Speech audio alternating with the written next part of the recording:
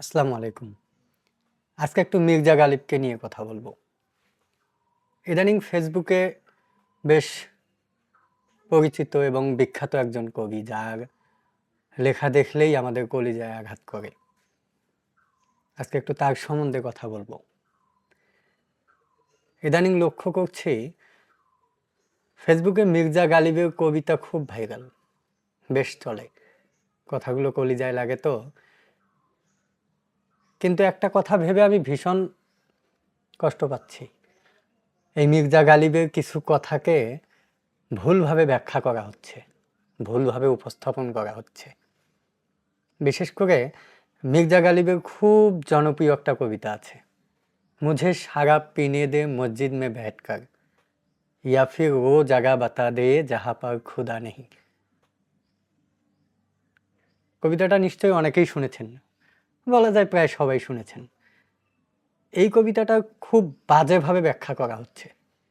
কেউ বলছে মির্জা গালিব নাকি মসজিদে বসে মদ্যপান করছিলেন এবং মুসল্লিরা তাকে বাধা দেওয়ায় তিনি এই কবিতাটা বলেছেন। আবার কেউ বলছে তিনি মসজিদে বসে মদ্যপান করার অনুমতি চাচ্ছিলেন। কি আশ্চর্য, তাই না? একজন কবি, একজন এত মেধাবী মানুষ, যার প্রতিটা কথাই বাস্তবসম্মত, তিনি এমন ইচ্ছা পোষণ করতে পারেন? এটা কি সম্ভব? নাকি আমরা ভুল বুঝছি? হ্যাঁ, আমরা ভুল বুঝছি। আসলে আপনারা লক্ষ্য করলে দেখবেন মির্জা গালিব তার অধিকাংশ কবিতায় উদাহরণ ব্যবহার করেছেন। অর্থাৎ তিনি নিজেকে উপস্থাপন করে বা নিজেকে দোষী করে মানুষকে বোঝানোর চেষ্টা করেছেন। তো এই কবিতাটাও কিন্তু তেমনই একটা কবিতা। মির্জা গালিব এখানে বোঝাতে চেয়েছিলেন যেটা পাপ সেটা সব জায়গায় পাপ। মদ খাওয়া হারাম মানে সব জায়গাতেই হারাম। এমন নয় যে সেটা ঘরের কোনায় লুকোচুরিকে করে খেলে আল্লাহ দেখবে না, মসজিদে বসে খেলে আল্লাহ দেখবে, বা লোকচক্ষুর আড়ালে খেলে সেটা পাপ না, আর সবার সামনে খেলে সেটা পাপ, এমন কিন্তু না। মির্জা গালিবের আরো একটা কবিতা আছে যেখানে তিনি বলেছিলেন, পাপ করে কোথায় পালাবে গালিব, এই জমিন আসমান সবই তো তার। উনি কিন্তু এখানেও নিজেকে দিয়েই বলেছেন, পাপ করে কোথায় পালাবে গালিব। তিনি তো ওইটা গালিব না বলে অন্য কিছু বলতে পারতেন, নিজেকে উদাহরণ হিসেবে না ব্যবহার করে অন্য কাউকেও দোষটা দিতে পারতেন, কিন্তু তিনি কিন্তু তা করেনি। তিনি দোষটা নিজেকে দিয়েছেন এবং নিজেকে উদাহরণ হিসেবে ব্যবহার করে মানুষকে বোঝানোর চেষ্টা করেছেন। যেখানে তিনি বলেছেন, আমাকে মসজিদে বসে মদ পান করতে দাও, না হয় এমন কোনো জায়গা বলে দাও যেখানে খোদা নেই। যা দ্বারা তিনি বুঝাতে চেয়েছেন, চুরি যদি পাপ হয় সেটা সব জায়গায় পাপ। কোটিপতির ঘরে চুরি করলেও পাপ, গরিবের ঘরে চুরি করলেও পাপ, মসজিদের মাইক ব্যাটারি চুরি করলেও পাপ, মসজিদের টিউবওয়েল চুরি করলেও পাপ, আবার মন্দিরের মূর্তি চুরি করলেও পাপ। অর্থাৎ সেটা পাপ, সেটা সর্বাবস্থায় সব জায়গায় পাপ। জাস্ট এই জিনিসটাই মির্জা গালিব ওই কবিতাটা দিয়ে বোঝাতে চেয়েছিলেন। কিন্তু আমরা কি করছি? ভাইরাল হওয়ার নেশায়, একটু জনপ্রিয়তা পাওয়ার নেশায় এমন একজন কবিকে আমরা এমন একটা অপবাদ দিচ্ছি যেন তিনি নাস্তিক। হ্যাঁ, এটা সত্য, মির্জা গালিব মদ্যপান করতেন, মির্জা গালিব নামাজ কালাম সেভাবে পড়তেন না, কিন্তু মির্জা গালিব কিন্তু নাস্তিক ছিলেন না। তিনি স্ববিরোধী লেখা লিখেছেন ঠিকই, কিন্তু তিনি কিন্তু সৃষ্টিকর্তা বিরোধী বা হাদিস কোরআন এই সমস্ত কিছু বিরোধী কোনো লেখা লেখেননি। তার সম্পর্কে আমরা কতটুকু জানি? তাকে আমরা অপবাদ দিচ্ছি, আসলে তার সম্পর্কে আমরা কতটুকু জানি? মির্জা গালিব গ্রামে যে জন্মেছিলেন, মির্জা গালিবের বাবা মারা যায় তার শিশু বয়সে। তার একটা ভাই ছিল প্রতিবন্ধী। তার যে চাচা তাকে লালন পালন করেছেন, সেই চাচাও মারা গিয়েছে মির্জা গালিবের কৈশোর অবস্থায়। তারপর তিনি দিল্লিতে আসেন। দিল্লিতে আসার পর সেখানে তিনি থাকেন। অনেক কষ্টে তার জীবনযাপন হয়, কিন্তু তার কবিতা তাকে বাঁচিয়ে রেখেছেন। একটা মজার গল্প বলি। একদিন মির্জা গালিব দিল্লির একটা গলিতে বসে আছেন। সেই সময়কার মুঘল সম্রাটের রাজকবি যাচ্ছিলেন পথ দিয়ে। ওনাকে দেখে মির্জা গালিব তাচ্ছিল্যের স্বরে একটা লাইন বললেন। তারপর সেই কবি, রাজকবি, মুঘল সম্রাটের অনুমতি ক্রমে একটা কবিতার যুদ্ধ যে হয় না, মুশাহারা বলে আর কি উর্দুতে, সেই কবিতার যুদ্ধের আয়োজন করেন। রীতিমতো সেখানে মির্জা গালিবকেও দাওয়াত দেওয়া হয় এবং মুঘল সম্রাট বলেন যে আপনারা কবিতা বলেন, কিন্তু রাষ্ট্রবিরোধী, দেশবিরোধী বা সম্রাট বিরোধী যায় এমন কোনো কথা কবিতা বলা যাবে না। তখন রাজকবি উঠে বললেন, মির্জা গালিব সাহেব তো এই সীমারেখা আগেই লঙ্ঘন করে ফেলেছে। তিনি অলরেডি আমাকে তাচ্ছিল্য করে একটা কবিতা কথা বলে ফেলেছে। হাজিগান মজলিসে মির্জা গালিব দাঁড়িয়ে বললেন, আমাকে মাফ করবেন, আসলে আমি রাজকবিকে তাচ্ছিল্য করে কিছু বলিনি। ওইটা আমার বেশ জনপ্রিয় একটা কবিতার লাইন। রাজকবি বললেন, আচ্ছা ঠিক আছে, তো আপনার কবিতাটাই শুনি, পুরো কবিতাটা শুনি। উনি পকেট থেকে একটা চিরকুট বের করলেন। বের করে ওই চিরকুট দেখে দেখে পুরো কবিতাটা বললেন।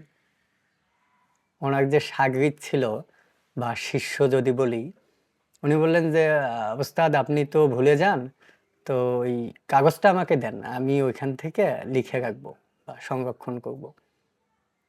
কাগজটা তিনি পকেট থেকে বের করে হাতে দিয়ে দিলেন।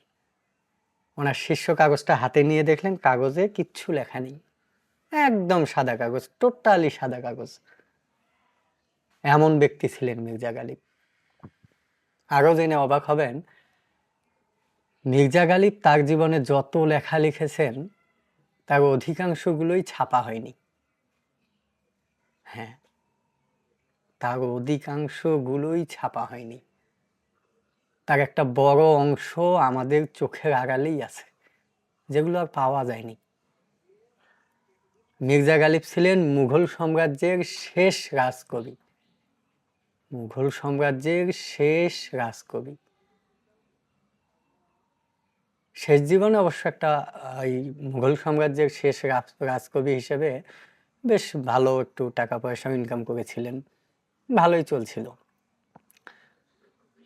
তো সে অবস্থায় তিনি তার কবিতাগুলোকে প্রকাশ করার জন্য তার বিভিন্ন বন্ধু বা ওই দিল্লির গলিতে তার এক ঘনিষ্ঠ বন্ধু বইয়ের দোকান ছিল, তার কাছে দিয়েছিলেন। কিন্তু মুঘল সাম্রাজ্যে ওই সময় সিপাহী আন্দোলন শুরু হয়ে গিয়েছিল। এটা ব্রিটিশের সময়কার আর কি, মুঘলের উপর ব্রিটিশের ওই আসার ওই সময়টাতে সিপাহী আন্দোলনে সবার ঘরবাড়ি জ্বালিয়ে দেওয়া হয়, লুটপাট করা হয়। কিন্তু যেহেতু মির্জা গালিব মুঘল সাম্রাজ্যের কবি ছিলেন, তাই মুঘল সৈন্য দ্বারা তার ঘরটাকে বাঁচানো হয় এবং তার কোনো ক্ষতি হয়নি। কিন্তু তার যে লেখাগুলো যে বন্ধুদের কাছে ছিল, যে দোকানে ছিল ছাপানোর জন্য, সেই সব কিছু নষ্ট হয়ে যায়।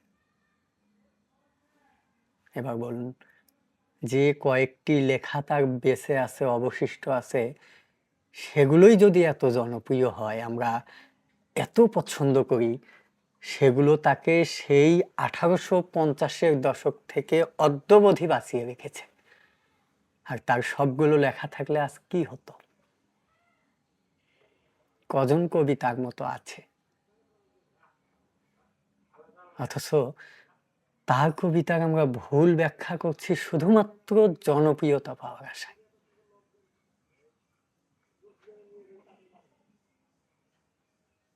আপনারা আগে ভালো করে জানুন, ভালো করে পড়ুন, মির্জা গালিবের ইতিহাস জানুন, মির্জা গালিবকে নিয়ে বই পড়ুন।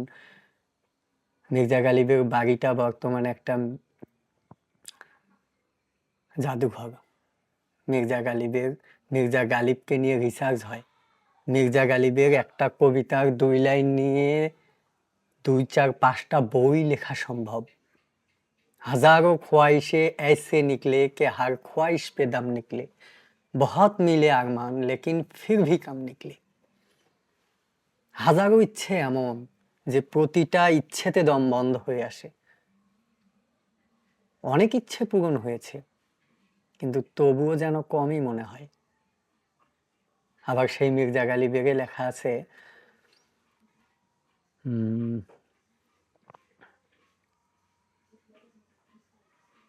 मंजिल मिलेगी भटक कर ही सही, मंजिल मिलेगी भटक कर ही सही, गुमराह तो वो है जो घर से निकले ही नहीं।